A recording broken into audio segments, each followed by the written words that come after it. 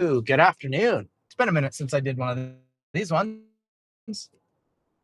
I'll give you the beautiful view as I'm driving home. Look at all that beautiful snow we have today. And I put the camera out the windshield so you don't have to stare at my ugly mug. Because I don't really like looking at my face. We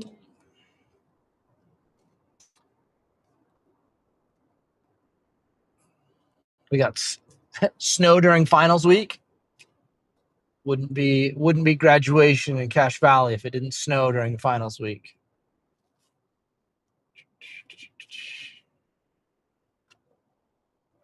Go my little secret. Hey, nobody tell anybody that I drive this back path. I don't want people following me. Let's be honest. Nobody watches this stream. Nobody's gonna know. So it's fine.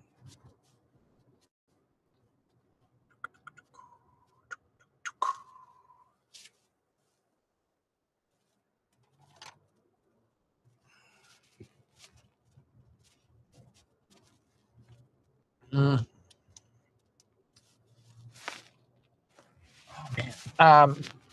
If anybody is looking to try to buy houses, Utah is a difficult place to try to buy a house right now. It is absurdly expensive. And it seems that a bunch of people are trapped in their very low interest loans here. But now they're trying. They must have bought other things because I'm seeing a lot of pricing, and it looks like they extracted, like they did cash out refinancing. Cash out refi. I don't want to sound like a bro. Cash out refinancing. So they took out a bigger loan on the value of their house and then did something else with the money in between.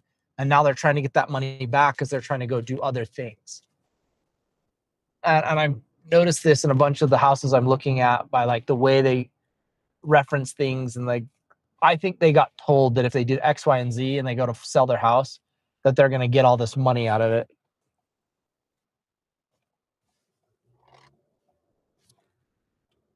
But I digress.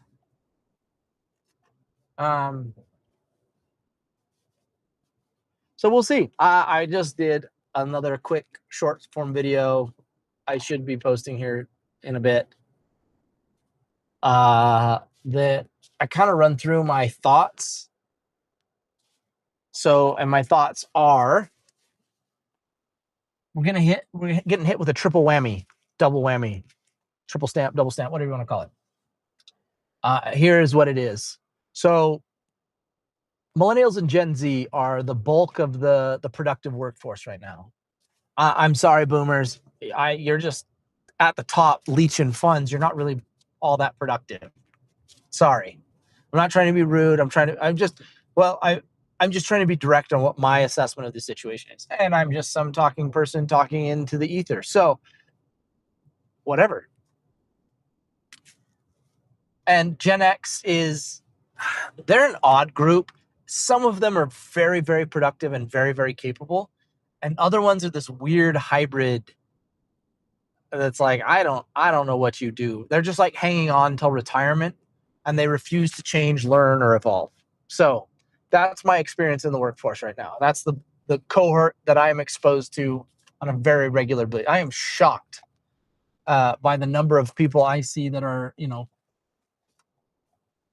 69, 70 to 80 that are still working. I'm like, what are you doing? And then a bunch of block right behind them, and they're just trying to, it seems like they're just constantly extracting more and more money out. And it's like, hey, I mean, those jobs should have already been passed on a long time ago. Anyway, so here's the triple whammy here. So you have the productive section of the workforce, or what's supposed to be the highest earning, most productive section, which is millennials and then Gen Z. And then the younger generation is coming into the workforce now. millennials have had to start later on everything. They haven't been able to have as much as they wanted, like kids, and they maybe don't have a house yet, or maybe we're looking into getting into a house now, and they just can't get into homes. Food is up 30%. People will argue that, and it kind of annoys me because it's like, I don't know what point you're trying to argue. Go price a can of Coke from 5 years ago. Can of Coke, used to be able to get them for 20 to 30 cents a can. They're now 50 cents a can, right? That's not, that's hard. That's empirical. Like that's not an argument. That's not my opinion. That's what it is, right? And we can see corporate profits are up and the whole shebang. Greedflation, whatever it is, food, drink, living is just more expensive. We also have extra expenses that weren't around 20, 30, 50 years. Well, they weren't around 30, 40, 50 years ago. They weren't like mandatory, like internet. Because you had phone and TV, and now it's like you have to have internet and cell phone. And they're more expensive than what the others used to be. So in general, just living, existing, breathing is more expensive. And it's going to get more expensive. So it looks like oil per barrel at the dock isn't trading the same as futures. Like what people are having to pay out the dock is actually higher, as I'm understanding it, like 20, 30% higher. So maybe even 50%, like, so like it's about $100 a barrel trading right now. But at the dock, they're paying like 120 to 150, depending on where you're at. But oil futures are trading at night. So there's the market hasn't caught up to what the reality of the situation is from the news sources and analysts that I've been trying to follow and pay attention to. So that means everything is going to go up a little bit more, but fuel costs are up a lot. So if you travel, if you go to work, if you do whatever, it's costing you like quite a bit more. And I keep pointing back to the 2008 crash, because that's like right when I was about to enter the workforce full time. Was, oh, boom, everything fell out. The bottom fell out. There was no jobs. Nobody was hiring. It was like the best I could get was a full-time retail position. And that gas was about $4.50, maybe a little under, when that happened. So my predictor is like history rhymes. Like I agree with that. So we're at like 412. If I think it sounds like within the next week or two, like the full shock of like the actual energy shortage is going to hit. And like people are going to freak out and they're going to overcorrect up, because businesses, like, they can't be wrong, and they're not going to eat the loss and profit. They're going to pass it on to you. So like we're going to see $4.50, $5 a gallon gas nationally. I think that just causes an unraveling. On top of that, student loans are going to be garnished. So if you're X number of days late, they're going to start garnishing your wages up to 15%. So like they're just going to start chopping it out of your wages. So, I mean, if you're already getting hit hard and you haven't been able to make your student loan payments, or choosing not to, whoever you're talking to, whichever argument you want to make, you're going to now carve 15% out of somebody's check, just off the rip, gone. And now they're going to try to have to make ends meet and like get to work and do whatever else. And if you were going to try to take a vacation this summer, probably not going to happen. If you were going to try to go do anything, fly internationally, probably not going to happen. So unless you've got a huge amount of disposable income, you're kind of just landlocked. You're stuck. So my prediction is that cop coming up behind me. My prediction is that you mix those three things together, right? The higher cost, garnishment, so student loan payments, all of those together, you're just going to get an economic unraveling, which is what happened in 2008. So then I think that was the catalyst that people don't talk about a lot. It's like, yeah, people had a couple of homes and a car and whatever, but it wasn't until gas got really high and they had to start making the choice of, do I make my mortgage payment or do I make my car payment? People made their car payments because they still had to get to work. They didn't make their mortgage payments. And then we started to get mass foreclosures. Now I've heard the argument that, oh, well, but most of the homes aren't owned by individuals, they're owned by businesses. And I'm like, that's the exact problem. So we have fewer fish to fry, but I think the exposure is greater. Because I think a lot of these companies are depending on people paying rent. And what I've seen by trying to do research is, especially here in Utah, the rental market is super soft. So I see all sorts of ads for landlords advertising like 1 month, 2 month free. We'll waive the deposit. We'll do X, Y, and Z. So they're doing all sorts of creative things. And there's a whole bunch of these new units that are being completed that are supposed to take care of the housing crisis. And I know everywhere I look, somebody's in my situation where we're living with family in their basement to try to make ends meet. And so that's my thought is more and more people are just going to start moving in together, splitting apartments, splitting homes, moving in with family, which, I mean, you're going to have a whole host of other problems of too confined, but I mean, people are going to try to survive any way they can. So that's my kind of go-to here is people are going to just not rent. They're going to try to save their money, and it's going to get so expensive that people are going to start asking like, hey, I need help.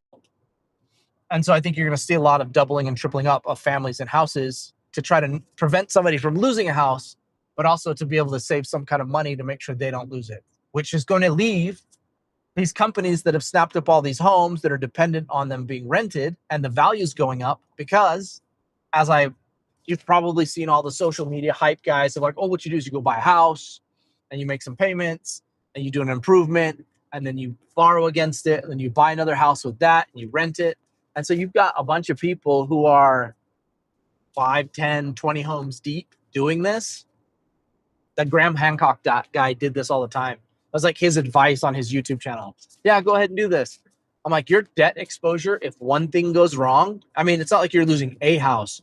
You've got a cascading chain for like losing all your homes because you're dependent on the value only ever going up.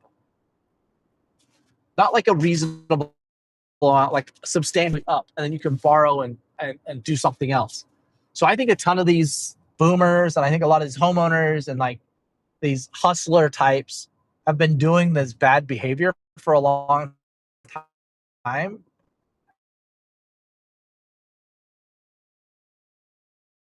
And I think payment.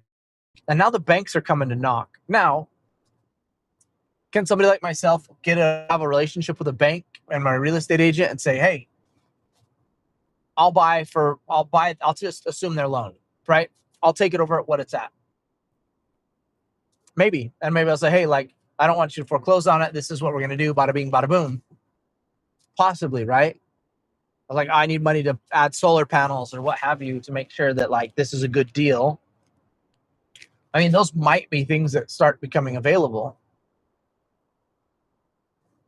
Now, I'm just some random person, once again, talking into the ether.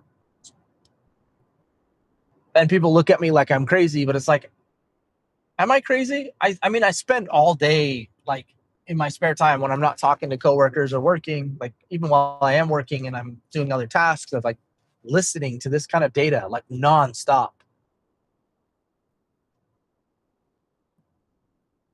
So, yeah, I mean, and I could be wrong, right? I'm always open to that. I'm usually, like, early, but not really off base. And I've been saying it for a while, but I think the desire of the system to stay cooked is pretty massive. And so I think that's what people are doing is people are kind of cheating their way through it, if you will. Like fake it till you make it. They keep borrowing and waiting and hoping the bottom doesn't fall out.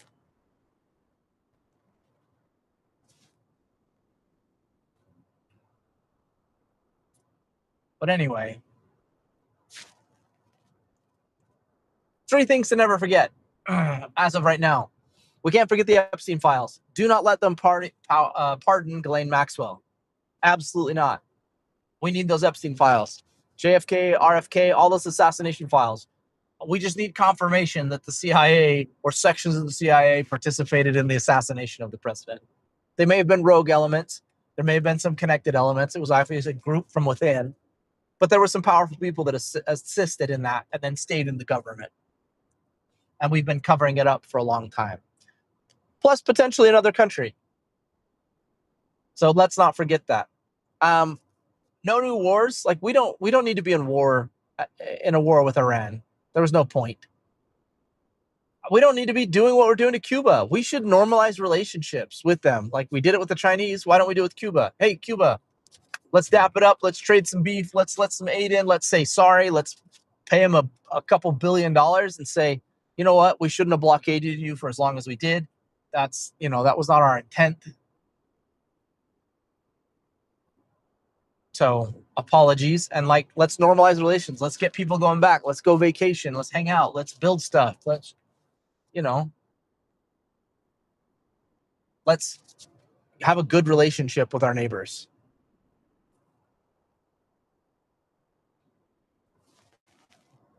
Don't pass on the.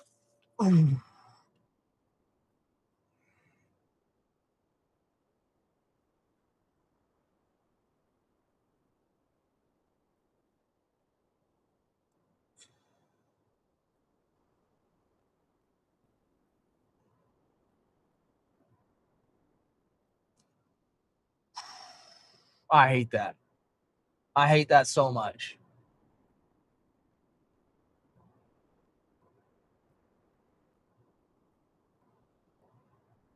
You blocked me on the right so I can't get over. Dipshit in front of me is the one that's going slow. I don't know what you want me to do.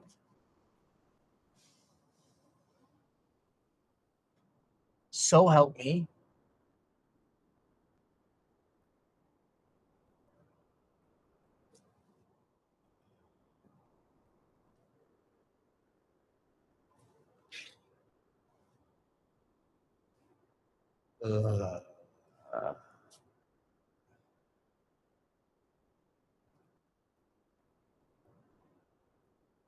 That is maddening.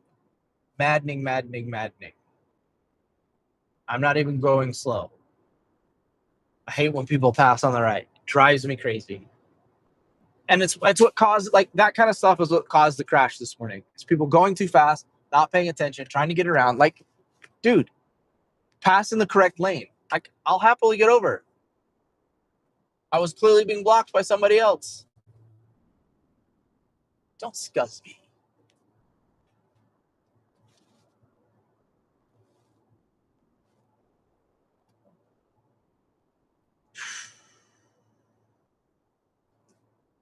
Ooh, Strava.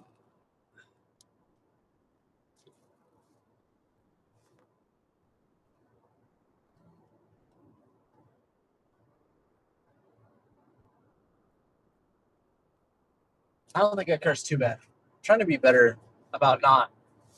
I just don't like it.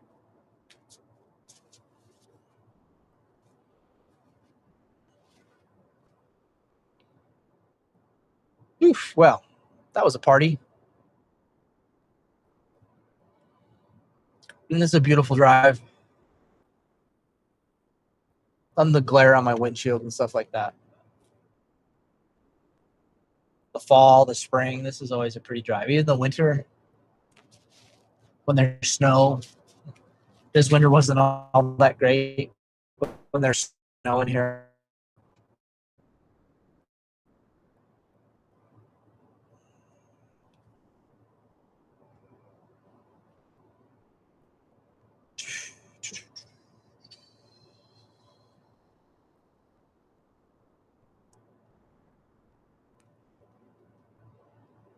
What a really good story. distraction video game. I need some good movies.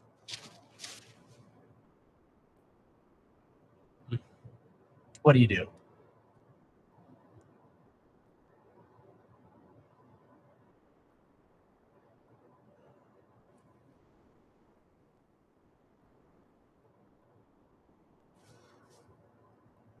All right, well, it's enough of my rambling. You've seen some pretty drive.